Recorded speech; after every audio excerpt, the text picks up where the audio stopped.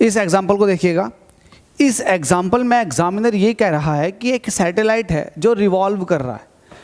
अच्छा, कहाँ रिवॉल्व कर रहा है? इन एन ऑर्बिट क्लोज, देखो वर्ड पे ध्यान जाना, close to the surface of a planet whose mean density is given by this one. मतलब ये है कि एक अननोन प्लैनेट है और प्लैनेट के ऊपर एक सैटेलाइट को आपको रिवॉल्व कराना। सैटेलाइट जो है वो रिवॉल्व कर रही है लेकिन ज़मीन से कोई ख़ास ज़्यादा हाइट नहीं है, तो आप ये कह सकते हैं कि हाइट जो है वो approximately equal to 0 metre, approximately, ठीक है, क्योंकि हमसे कह रहा है क्लोज, क्लोज से हमने आइडिया लगा लिया। आगे बोल रहा है कि इसकी डेंसिटी जो है, मीन डेंसिटी, वो आपको दे रखी है कितनी है? 5.51 × 10³ किलोग्राम पर मीटर क्यूब। यहाँ पर लिख दो सॉल्यूशन।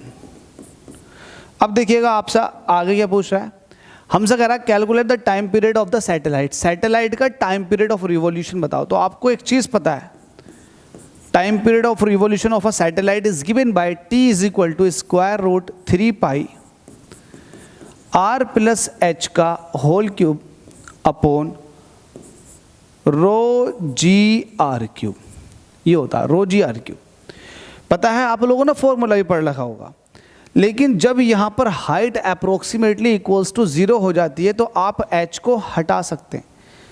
जब आप h को हटाएंगे तो ये हो जाएगा 3 पाई, जब h 0 रखोगे तो ये हो जाएगा r³ और नीचे ρg/r³। तो r के क्यूब से r³ कट जाएगा, फॉर्मूला बन जाएगा आपके पास 3 पाई अपॉन ρg। इसे वैल्यूज़ को पुट कर दो और आंसर पा लो। t इज इक्वल टू √3 पाई की वैल्यू होती है 3.14 और नीचे रो की वैल्यू आपको दे रखी है 5.51 × 10³ और आगे g की वैल्यू आपको पता है 6.67 × 10⁻⁻11। क्या ये वाली बात क्लियर है? क्लियर है। पॉइंट के बाद 2 डिजिट, पॉइंट के बाद 2 डिजिट, तो पॉइंट से पॉइंट कैंसिल और आगे देखिएगा यहाँ से पॉइंट हटेगा, ऊपर 100 भी हो जाएगा। तो अब आप इसको सॉल्व कर लो। t इज इक्वल टू √3 का मल्टीप्लीकेशन 314 के साथ मल्टीप्लाई बाय 100, नीचे आप देखो ये हो जाएगा 551 × 10³ का मतलब होता है 1000 और ये हो जाएगा 667 और 10⁻⁻11 ऊपर जाकर 10⁻+11 हो जाएगा। अब जरा ध्यान से देखो, 2 0 से ये 2 0 ख़त्म, ठीक है, और देखो कुछ कट रहा है क्या? कुछ कट रहा है क्या? कुछ कट रहा है क्या? मुझे तो नहीं लगता भाई कुछ कट रहा है, तो कैलकुलेशन आपकी ना थोड़ी सी टेढ़ी हो जाएगी भाई।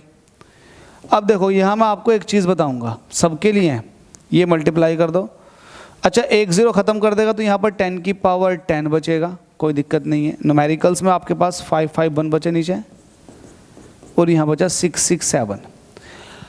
बहुत टेढ़ी सी कैलकुलेशन बन जाती है, खासकर ग्रेविटी के इस चैप्टर के अंदर, न्यूमेरिकल्स के अंदर ये निकल नहीं पाती बाहर को, एग्जैक्टली तो निकल नहीं पाती। जब नहीं निकले तो एक काम कर लेना, मल्टीप्लाइड करके आप रूट के अंदर ही वैल्यू छोड़ दो, आपका आंसर सही है।